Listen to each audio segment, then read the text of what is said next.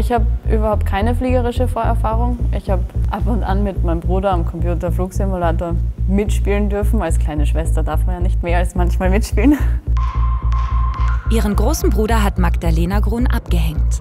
Jetzt ist die 29-jährige Österreicherin Flugschülerin an der European Flight Academy. Ich habe eine Zeit lang als Flugbegleiterin gearbeitet und da hat es dann Klick gemacht. Ich bin auch mit einer jungen Co-Pilotin geflogen und das war für mich so der Moment, wo ich gesagt habe, okay, das ist das, was ich wirklich will. Ich möchte Pilotin werden, weil Fliegen einfach das Allerschönste auf der Welt ist. Das ist ganz einfach.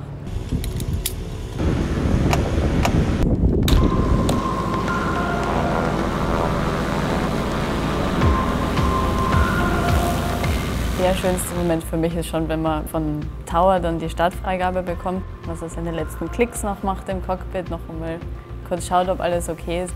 Taxi, left clear, right clear. Und dann steht man auf dieser Bahn, hat nur noch diese Bahn vor sich und weiß, okay, jetzt geht's los. One, take off. Take off fast set.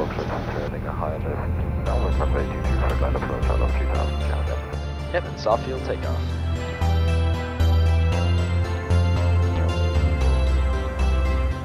That was a really good job. Option traffic, there's 844 Echo Foxtrot turning left base, runway 22 option. So wie Magdalena Grun starteten vor genau 30 Jahren auch die ersten Lufthansa-Pilotinnen in die Trainingszone über Arizona. Die beiden ersten waren Evi Hetzmannseder und Nicola Lisi. Am 23. August 1988 starteten sie als Co-Pilotin in der Boeing 737.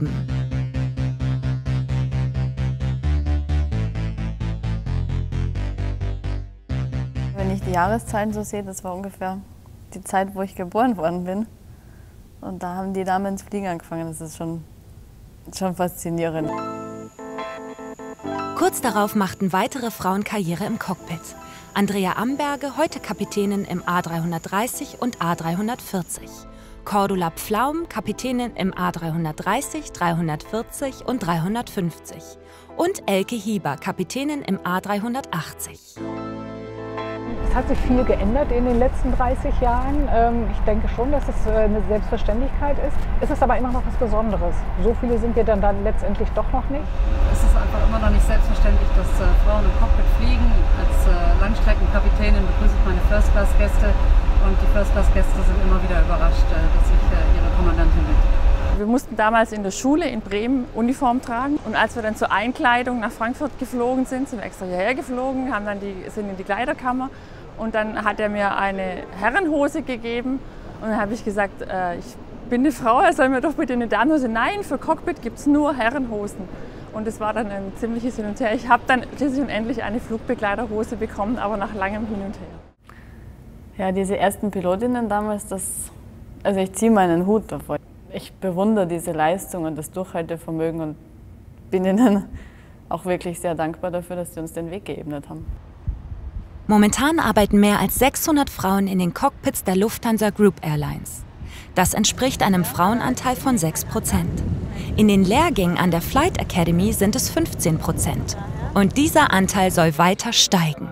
Mit einer eigenen Kampagne will die Lufthansa Aviation Training gezielt Frauen für den Pilotenberuf begeistern. So, was ich jetzt in der Ausbildung so mitbekomme, gefühlt haben Männer den Vorteil, dass sie sich weniger Kopf machen, dass die einfach lockerer an die Dinge gehen. Und auf der anderen Seite denke ich zum Beispiel, dass Frauen ein anderes Risiko- und Sicherheitsbewusstsein haben.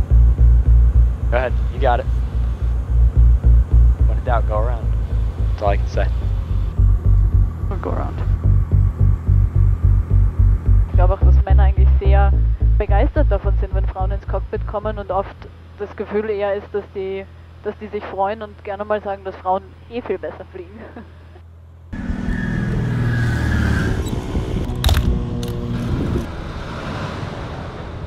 Einen Mann hat sie davon bereits vollends überzeugt.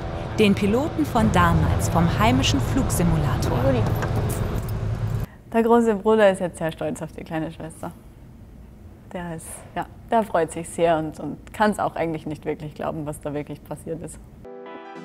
In einem Jahr will Magdalena Grun als Co-Pilotin im A320 sitzen und ihren Traum vom Fliegen an kleine Mädchen weitergeben.